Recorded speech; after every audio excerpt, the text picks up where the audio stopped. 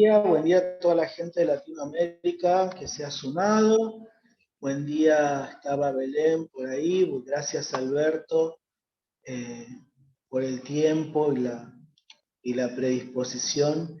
Ahí la veo a Belén, lo veo a Ever, estaba Valeria hace un rato también, Reinaldo. ¿Cómo va Reinaldo de Bolivia? Amigazo. Vamos a seguir admitiendo gente que se sigue sumando. Bueno, Alberto,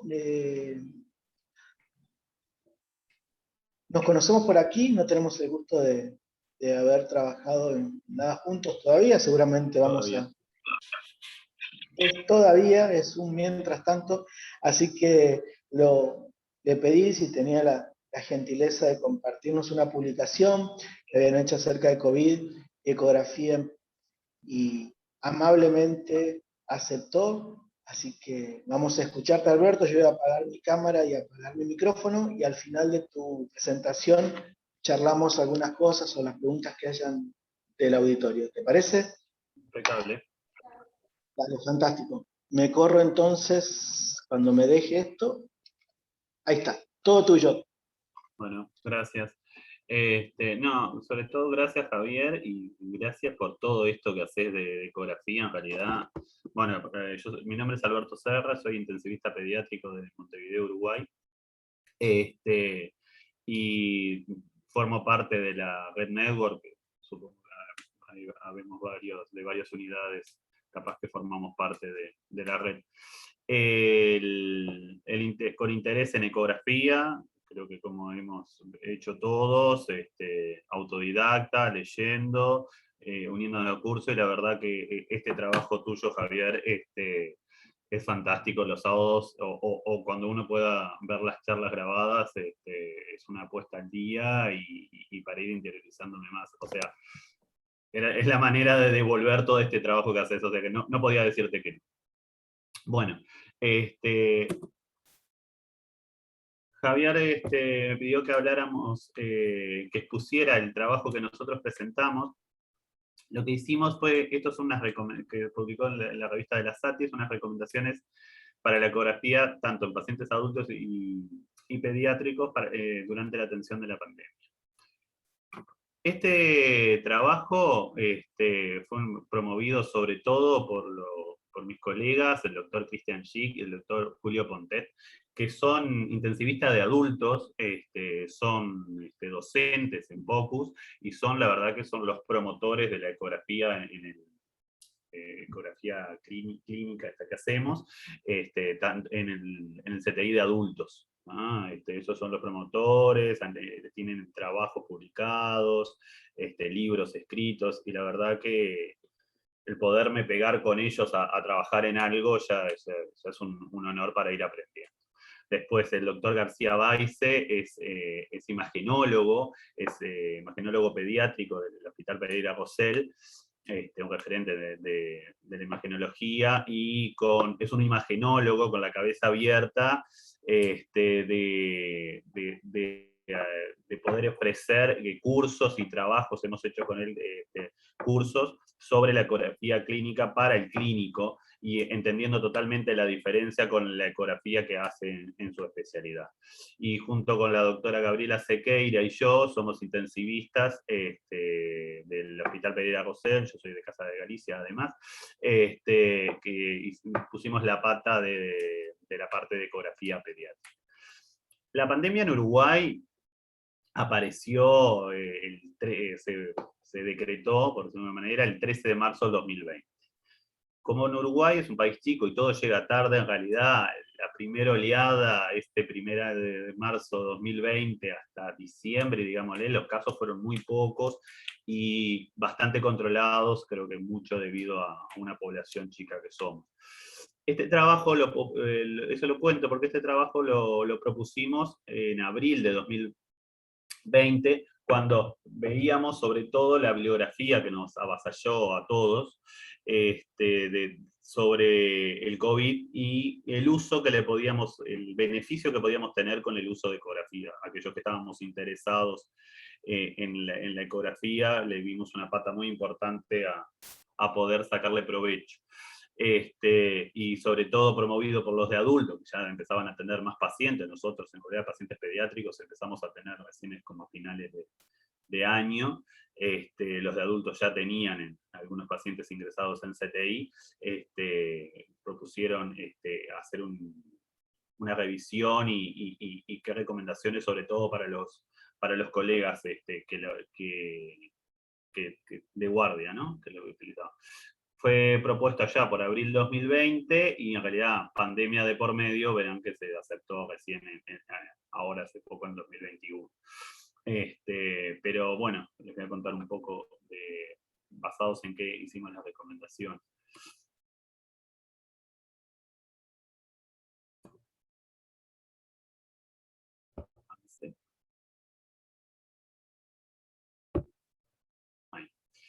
De COVID no les voy a hablar mucha cosa, no tengo mucho que aportar sobre esto. Creo que estaba mirando esta revisión de la Pediatric, esta publicación de la Pediatric de COVID en niños, donde dicen que en Estados Unidos, a marzo del 2021, ellos ya llevaban aproximadamente 2,5 millones de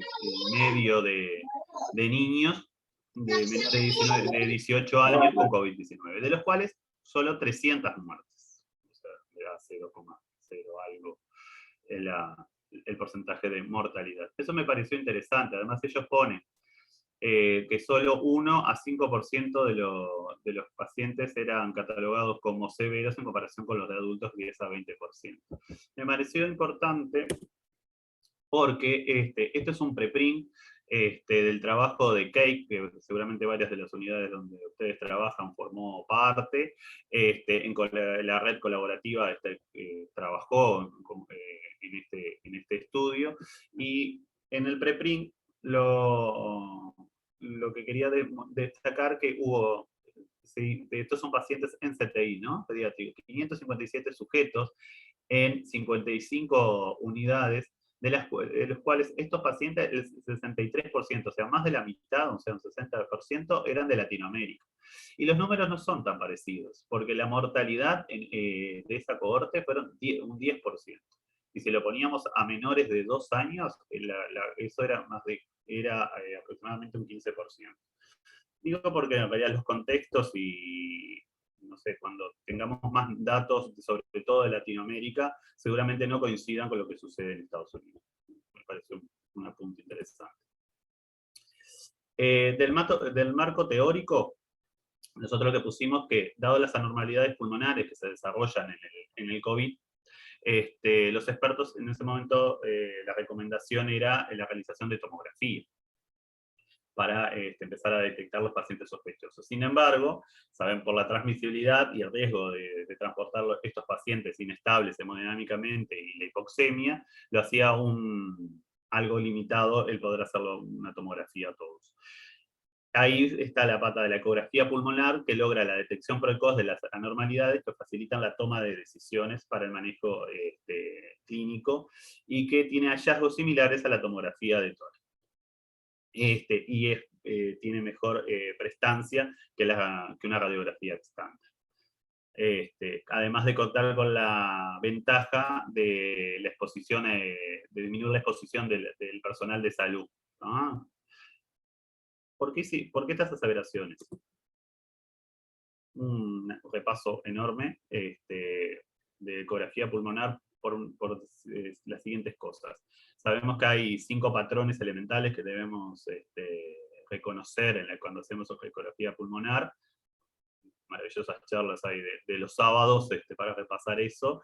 Tenemos el patrón de aireación normal con las líneas A, el síndrome de alveolo intersticial, el patrón de alveolo intersticial con el edema pulmonar, la consolidación, el derrame pleural y el neumotórax. Estos 3, ahora les voy a mostrar trabajos, son los 3 más frecuentes por lejos que vemos en los pacientes con COVID. ¿Cómo es la etiopatogenia, ¿no? Tenemos el alveolo, donde empieza todos los mediadores inflamatorios, después empieza edema pulmonar, con los neutrófilos, y después tenemos aquel alveolo ocupado, ¿no?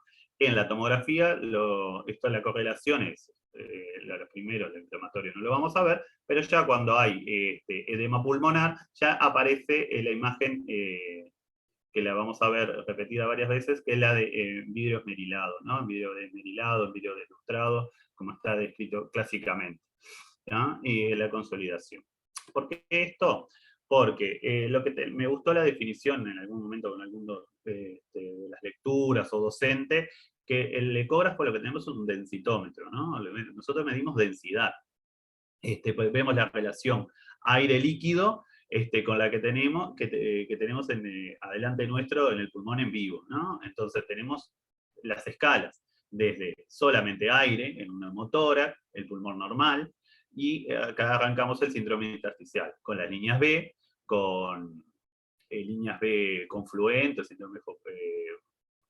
líneas B focalizadas, hasta pasar a las consolidaciones y los derrames pleurales, ¿no? Lo que hacemos es medimos la densidad. Lo mismo aquí, ¿no? Y como lo comparó, tengo que agradecer mucho al doctor Pontet que le hablé al inicio, porque me pasó varias diapos y varios conceptos que los estoy compartiendo. Esto, ¿no? Lo que vemos es el llenado del alveolo, con el vidrio esmerilado y la consolidación. También haciendo la densitometría lo podemos comparar, como lo hizo mi colega, con el llenado de un vaso de agua, ¿no? Desde el vaso de agua vacío hacia el vaso de agua totalmente lleno. Eso es lo que podemos medir con el ecógrafo. Por eso esas prestaciones que tiene el ecógrafo le podemos sacar provecho. Repaso grande. Las líneas A, ¿no? El margen del murciélago, costillas, líneas A, que esto lo vamos a ver.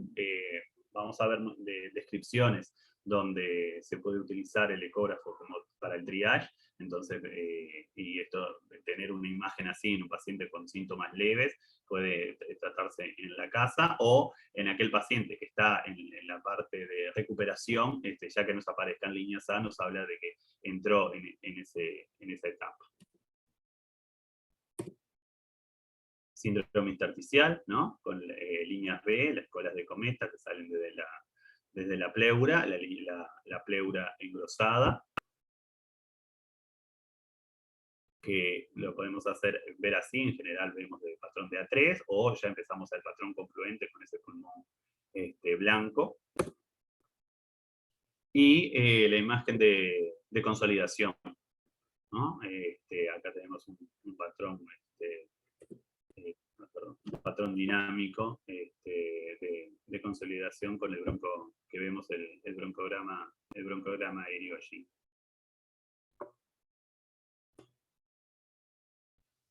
Este trabajo de Bosenso, los italianos pusieron, hay muchas publicaciones de los italianos que trabajaron mucho con el tema COVID y ecografía. Este trabajo, más allá de los hallazgos que encontró, que era lo que les mostraba, líneas B confluentes, engrosamiento de la línea pleural, por lo menos fue de los primeros que leí que él describió cómo realizarlo, la técnica, o sea, describe el paciente aislado, con todos los equipos, la entrada con los equipos de protección, utilizaba un ecógrafo de estos portátiles que se conecta por Wi-Fi o Bluetooth a una tableta. Entraba dos operarios, el médico y una nurse, los equipos totalmente recubiertos, el médico iba a realizar el estudio ecográfico, hacía las ventanas necesarias, eso quedaba grabado en la tableta, y después las imágenes las analizaban afuera. Y me pareció muy interesante, y fue una de las, me parece que en general la gente lo tomó como un examen que, yo qué sé, la clásica de que no puedo usar el esteto porque lo comparto y ya me toco por todos lados, o sea, sobre todo los pacientes adultos que se les descompensaba rápidamente y no saber qué les sucedía, no poder usar el estetoscopio por el tema de contacto. La ecografía fue una herramienta importante, y él muestra en este trabajo la técnica con lo que hacía, lo que me pareció muy interesante y útil. él y otros colegas italianos se preguntan, ¿no? ¿Cuál es si tiene un rol el ultrasonido en la pandemia de COVID-19? Y habla, ¿no? De todas las utilidades. En el triage, la fase prehospitalaria, a ver si ese paciente ingresa o no, el apoyo en el diagnóstico, ¿no? Cuando tenemos una sospecha clínica, le sumamos, no los puse acá para no extender la charla, pero hay varios algoritmos que utilizaban para catalogar a los pacientes y el apoyo diagnóstico con el ecógrafo, la estadificación del paciente y clasificación, sobre todo si es un paciente que va a ingresar a una sala, un paciente que va a ingresar a CTI, el seguimiento del paciente una vez ingresado en una unidad de cuidados intensivos, tanto para el seguimiento de la ventilación como en el plan de extubación, en el destete, el winning, el monitoreo de la terapéutica y la reducción del personal de salud a la exposición con los pacientes. Ya no he quedado que obviamente no es lo mismo trasladar un paciente a un tomógrafo con todo el personal que requiere, salir al pasillo, el tomógrafo, todo el aislamiento, o una radiografía de tórax que trae el aparato de rayos y en la exposición del radiólogo, etc. ¿No? Y acá tampoco, no está, pero también tiene un papel importante, y que está descrito en varios lados, del paciente después en el seguimiento, en la recuperación, cómo está ese pulmón, el seguimiento ecográfico también. Este trabajo de Penn, que muestra, son hallazgos que lo correlaciona, son 20 pacientes y los correlaciona, esta tablita la que vemos bastante seguido en la correlación ultrasonido, tomografía, este trabajo de Penn de 20 pacientes correlacionó esto, ¿no? La tomografía con los hallazgos ecográficos en pacientes con COVID. Sus hallazgos ecográficos, lo mismo que venimos viendo, el síndrome intersticial, líneas B, patrón B confluente, líneas B confluente, consolidación con irregularidad de la línea pleural. La correlación que hizo, ¿no? El cruzamiento de la línea pleural, podía verlo de las dos maneras. El vidrio esmerilado, el vidrio deslustrado, se correlaciona con las líneas B, que pueden ser multifocales, aladas o confluentes. ¿Tá? Cuando ya tenemos opacidades pulmonares, que se ven en la tomografía, ahora le voy a mostrar imágenes, es aquel patrón que en el ecógrafo le podemos ver con líneas B confluentes. Consolidaciones subpleurales, que eso lo podemos ver con la ecografía. Y las consolidaciones, ¿no? Lo que menos frecuentemente se describe es derrame pleural. Entonces dice, las líneas bifocales son la principal característica en el estadio temprano y en la infección leve. El síndrome alveolo intersticial es la principal característica en la etapa de progresión y en pacientes críticamente enfermos, ¿no? Las líneas A halladas en la convalescencia y engrosamiento de la línea pleural con líneas B irregulares se pueden observar en pacientes ya que hayan quedado con una fibrosis pulmonar. Este otro trabajo de Juan, que los anoté ahí, de 20 pacientes que eran no críticos. Acá puse estas tres, pero en realidad en este trabajo hay varias planchas de tomografías correlacionadas con tomografía, y ven las consolidaciones pulmonares, ¿no? Esta es la imagen de vídeo deslustrado, esmerilado, con el patrón B, ¿no? Líneas B confluentes. Lo mismo, este sector se correlacionaba con este sector que podemos ver con la ecografía, con líneas B. Este otro trabajo, era de Bunzulu, perdonen, obviamente los apellidos todos mal dichos. También lo mismo, correlacionó, tenía 30 pacientes y correlacionó las imágenes que veían la tomografía con los hallazgos ecográficos. Las líneas pleurales engrosadas, las consolidaciones, el vidrio deslustrado, esmerilado con los patrones de síndrome intersticial o patrones B confluentes, todas las líneas B confluentes. Este patrón de vidrio esmerilado se ve, es el más frecuente que se ve. En este otro trabajo de Badal es un metaanálisis de 1800 pacientes, donde vemos que acá en la tomografía el vidrio esmerilado está en el 92, presente en el 92% de los pacientes. Este otro metaanálisis de 7.780 pacientes, el vidrio esmerilado solo aparecía solo, sin las otras elementos, sin otras anormalidades, se ve en un 33% de los pacientes.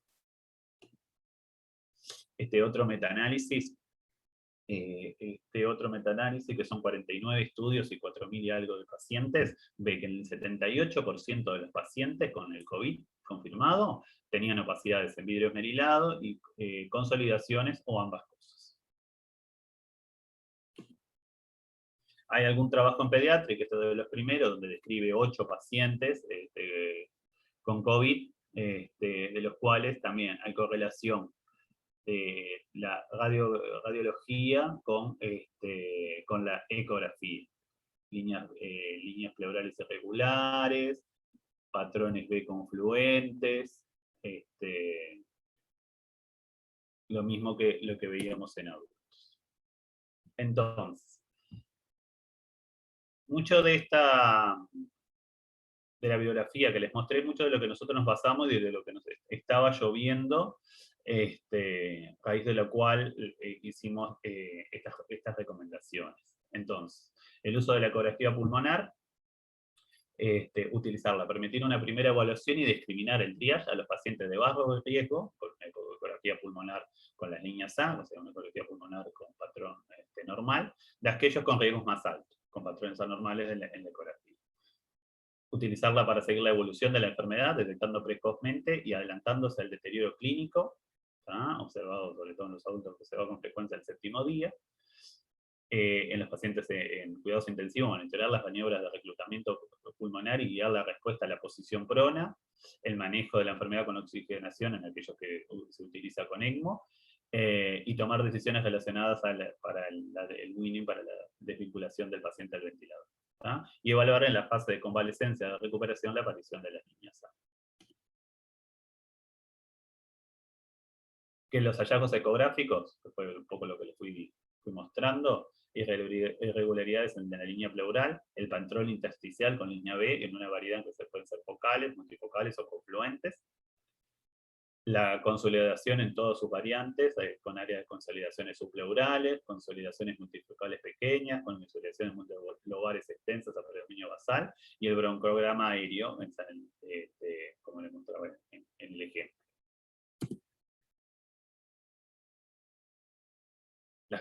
¿Qué características se ven en los pacientes con COVID? La diferencia es típica la afectación bilateral, la enfermedad unilateral obliga a descartar otra etiología. Los derrames pleurales son infrecuentes, están descritos, pero son los menos. También buscar otras causas. Aparecen las líneas A en la fase de recuperación, y lo que vemos en niños, como todo, los síntomas son leves, y los hallazgos en las ecografías no son tan típicas, y pueden tener un compromiso de un hemitórax o serlobar. Y propusimos dejar la tomografía para los casos en que la ecografía pulmonar no sea suficiente para responder la pregunta clínica y tomar una terapéutica, ¿no? O sea, otras complicaciones.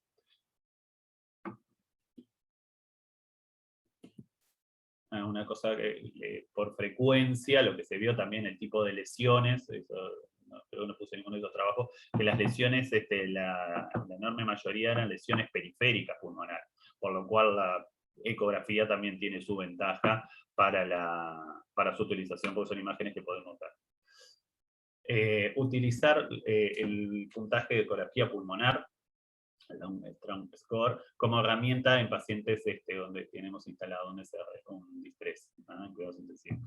El score está mostrado en varios trabajos, creo que el primero fue de y me pareció, la verdad que no lo practico en forma rutinaria, lo cual me parece muy interesante, porque el score se toma 6 regiones ¿ah? 2 anteriores, 2 axilares y 2 posteriores, y tenemos una tabla donde en la presencia de líneas A es 0 puntos, es un patrón normal, la presencia de líneas B, en general 3 o más, eso es un punto. Cuando las líneas B son confluentes, coalescentes, o tenemos aquel con pulmón blanco, esos son 2 puntos, y cuando tenemos la consolidación son 3 puntos. En total son 36 puntos. ¿Qué es esto? ¿Qué nos da esto? En realidad, objetividad. El seguimiento del paciente clínico, o sea, vengo yo, le hice la ecografía hoy, y lo pronamos, tenemos que ver si reclutó, y mañana me toma la guardia Javier, y Javier le vuelve a hacer, y ahí le da, bueno, si a mí me había dado, no sé, 32 puntos, y a Javier le da 26, bueno, hay una mejoría, reclutó. Entonces, y eso puede ser objetivo, ¿no? Eso puede ser objetivo, no depende de quién, sí va a depender quién lo haga, siempre la ecografía depende de quién lo haga, pero hay un objetivo, no es me parece tiene menos línea B o me parece tiene más línea B. O sea, puedo objetivar de una forma que me parece muy interesante para el seguimiento clínico. En cuanto a pediatría, recomendamos en realidad, bueno, sobre todo en los niños pequeños, limitarlo a 3 áreas por pulmón, anterior, axilar y posterior, lo cual el máximo sería 18. ¿No? Y esto sería el score, ¿no? Líneas A, patrón normal, sería 0. 1 cuando aparecen las líneas B. 2 cuando el patrón B es más confluente. Y 3 cuando ya tenemos áreas de consolidación. Entonces, esto es lo que podemos hacer con el ecógrafo, ¿no? Ver si tiene líneas A, líneas B aisladas, patrón B confluente, confluente, líneas B como blanco, o consolidación. Esto es un densitómetro, ¿no? Veo qué cantidad de aire encontramos en ese pulmón.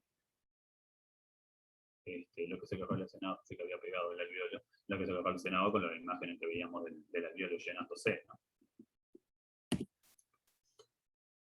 El resto de las recomendaciones, respecto sobre todo al uso del equipo, la recomendación es utilizar equipos portátiles, no todos tenemos. En realidad nosotros en la unidad lo poníamos con nylon y todo, o si en pediatría, como era un paciente, si había un grave era uno, pues podríamos todo vestir el ecógrafo y dejarlo adentro de la unidad.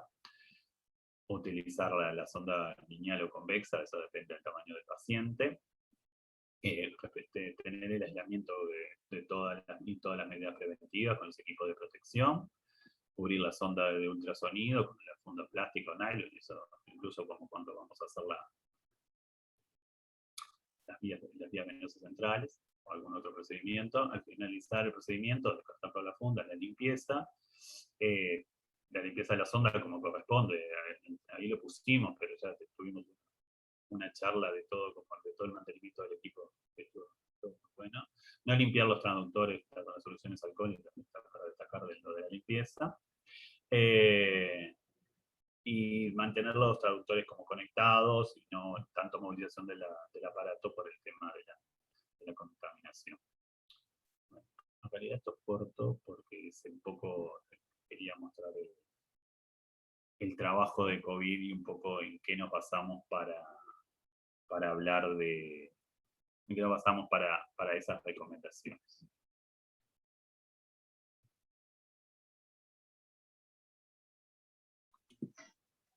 Qué bárbaro cómo ha crecido la ecografía con la pandemia. Yo sigo pensando que todo lo que nos ha aportado en este escenario pandémico. Así que nos queda Yo creo que pendiente. mucha gente que antes no le daba corte, no utilizaba, creo que le vio que podía ser una herramienta como de animarse a usarlo, dado que no podía sacarlo a hacer una placa, o no podía hacer una tomografía, no podía ocultarlo, y un poco ese fue el espíritu de estas recomendaciones, que la gente se estaba más animando a hacer ese tipo de cosas, entonces nos pareció una oportunidad de, bueno, hacer unas recomendaciones para que lo vaya a hacer con cierto orden, con criterio. Mira, tengo una pregunta. Cualquiera que quiera hablar, preguntar o decir entre los presentes, adelante. Yo es como que estoy conversando con Alberto, tomando un café un sábado de la mañana. Lo que quería preguntar es acerca de qué tan lejos estamos, o vos ves eh, realizable validar el LUZ, el score de ultrasonido pulmonar para pediatría, Eh, porque sí, perdón. viste que lo vemos en adultos y todo, pero nosotros siempre venimos desde atrás con los chicos y no sé si qué No, opinión personal respecto a eso. te digo personal porque no he buscado mucha cosa. En realidad me parece que no debería ser difícil, ¿no? Porque en realidad en pediatría es hasta mucho más fácil la ecografía pulmonar. En pediatría es mucho más fácil. Cada vez, como a veces les pasa a ustedes, cada vez que tengo que sacar un niño grande, con obeso, de esos que nos tocan de 14 años, 100 kilos, que le vas a hacer una ecografía, no ves nada. No es lo mismo que cuando le apoyás a un lactante o a un preescolar, que le apoyás el ecógrafo y ves todo, que cuando ves eso, que tenés que usar el convexo y entrar a mirar cómo te cambia la imagen, entrar a mirar de otra manera. O sea que en pediatría debería ser mucho más fácil. La verdad que no me puse a buscar así específicamente, pero me parece que no debería ser difícil, porque aparte me parece que es objetivar algo, ¿no? Pero a mí, mirá, le hice la ecografía, me dio esto. Vos y le mirás y ves si reclutó, si no reclutó, o un paciente, yo que sé, insuficiencia cardíaca con edema pulmonar, mirá, me lo miré y le dio esto, y ahora venís vos, mirá, ahora a mí me dio tal cosa. Ah, entonces está mejorando.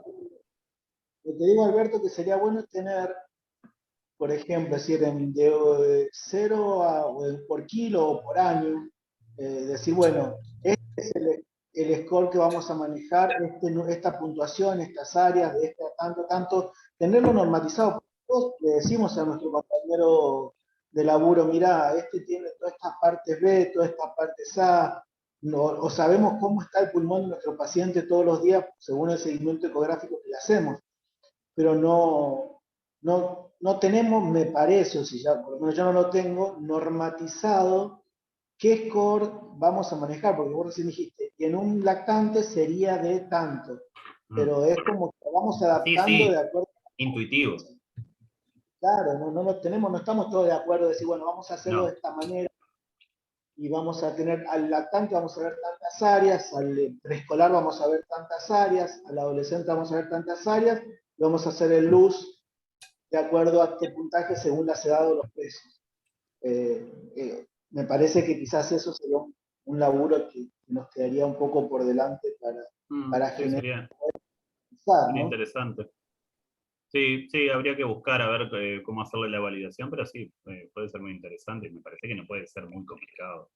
Yo digo, los niños, ya te digo, la ecografía pulmonar es fácil, o sea, después vas a ver qué hallazgo vas a tener, pero la ecografía se hace fácil. Totalmente. ¿Alguien en el grupo? ¿Comentarios? ¿Preguntas? Yo por lo pronto te voy a ir agradeciendo. Acá quiere entrar alguien ahora cuando estamos terminando. Vamos a entrar. Mm. Bueno, muy bien. No hay preguntas, no veo nada por los chats. Así que Alberto, recontra mil gracias. Mm. Un Vuelvo placer a repetir, escuchar. gracias a vos por todo este trabajo que la verdad que te pone, me obliga a estudiar y tal, que lo que me gusta la ecografía, estar como ayornado y seguir practicando. Totalmente. La realidad, ¿sabes lo que yo creo, Alberto?